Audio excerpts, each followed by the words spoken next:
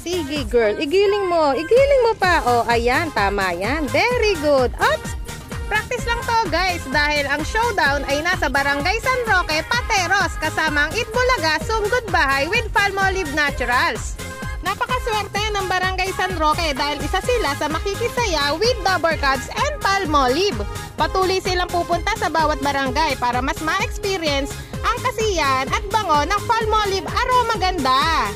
Kita nyo naman, ang saya ng mga tao sa Barangay San Roque. Ikaw ba naman, makita ka na sa TV, may premyo ka pa. So ano pa hinihintay nyo guys?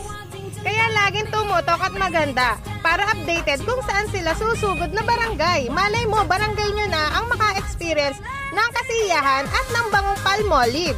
So ano pang hinihintay nyo guys? Tutok na!